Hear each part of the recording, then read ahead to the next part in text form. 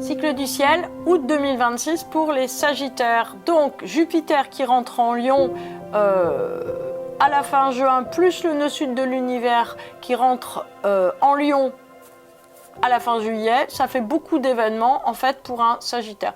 Donc on a un mouvement d'accroissement à la fin juin, c'est-à-dire l'envie de prendre des décisions, d'avancer, d'aller de l'avant, de mettre en place des choses. Et avec le nœud sud, on a une envie de lâcher prise, de se délester, de laisser des choses derrière soi, etc.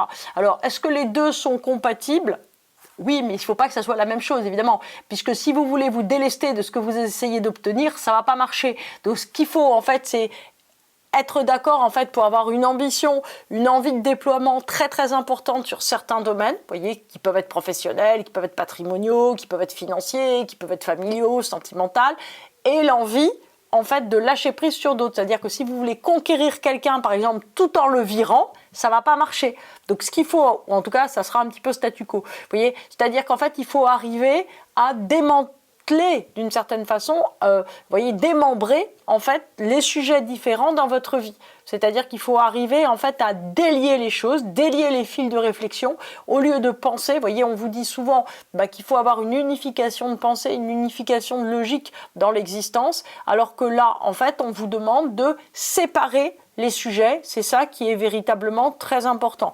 Donc, autant vous dire que cet axe Lion-Verseau de l'univers est un axe qui est absolument fondamental pour vous, puisqu'on vous demande de laisser des choses en arrière pour laisser justement des projets inconnus, peut-être moins sûrs, moins, j'allais dire, traditionnels, prendre la place. C'est-à-dire que vous aviez peut-être une idée très claire de comment doivent se passer les prochaines étapes concernant un sujet. C'est Jupiter qui vous le dit. Le nœud sud dit, écoute, ton projet, il est pas mal, mais peut-être change les étapes. Change les étapes et puis peut-être change le but. C'est-à-dire, garde l'essence du but, mais change d'une certaine manière la teneur ou le chemin d'accès. C'est-à-dire qu'on vous demande, en fait, d'acquérir et de, j'allais dire, de conquérir quelque chose de complètement différent. Bon.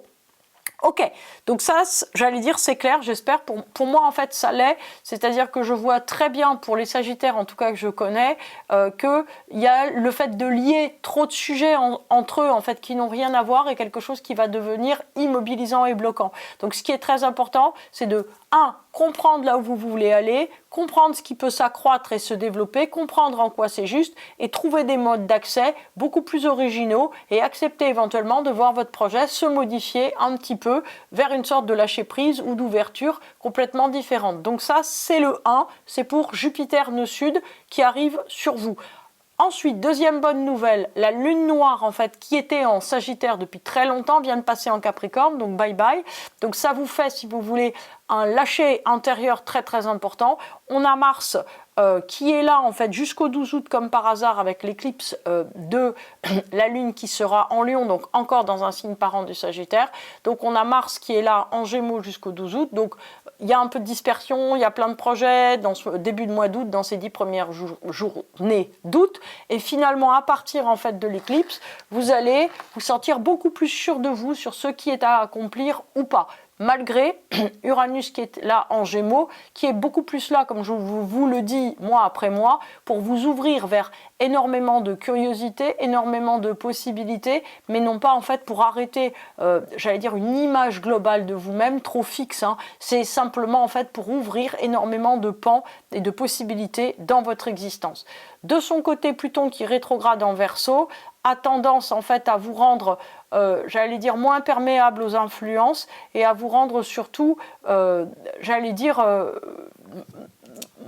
moins désordonné en fait dans votre articulation, c'est-à-dire de vous donner vraiment le sentiment que vous devez aller vers quelque chose et garder cette vision assez tranquillement. Bon. Et ça, en fait, j'allais dire, partir dans trop de directions à la fois. Maintenant, le Mercure qui, jusqu'au 9 août, est en Cancer, en fait, ne vous fait pas réfléchir particulièrement. À partir du moment au 9 août où il rentre en Lion, puis s'unit à Jupiter qui sera là le 15 août en fait en conjonction l'un avec l'autre, ça va vouloir dire que vous allez prendre véritablement des décisions. C'est-à-dire que pour le moment, il y a énormément de choses en suspens. Vous allez voir que dans les jours qui suivront l'éclipse, vous allez vous dire, ok, eh ben, je vais dans cette direction-là, je fais ça et pas autre chose. Et la Vénus qui est en Vierge et qui, pour le moment, si vous voulez, pratique un principe de restriction affective vis-à-vis des uns et des autres, va venir en Balance et donc être beaucoup plus ouverte vis-à-vis du monde extérieur, vis-à-vis des autres, vis-à-vis des envies qu'elle peut avoir envie de réaliser dans le monde en lien avec les autres. Donc, enfin, j'oubliais la nouvelle lune de la fin du mois qui est en Poisson vous concerne sans vous concerner, c'est-à-dire que c'est à la suite d'une décision, en fait, un petit coup au cœur, voilà, de tout ce que vous laissez, comme s'il y avait, entre guillemets, une espèce de séquence émotion dans votre vie, mais qui n'a pas, on va dire, d'impact tout à fait particulier ou très puissant dans votre existence. Alors, en résumé, en fait, c'est un mois d'action, c'est-à-dire que c'est un moment où, en fait, vous allez trancher dans des directions. Il y a beaucoup de choses qui sont en suspens depuis un certain temps et vous allez finalement trancher, décider, avancer et mettre en acte ce avec quoi, j'allais dire, tout un tas de possibilités, de sujets qui sont les vôtres depuis quelques mois, quelques semaines. Et en fait, vous allez véritablement passer à l'action. Donc, on peut vraiment s'en réjouir. Bon, c'est très bien.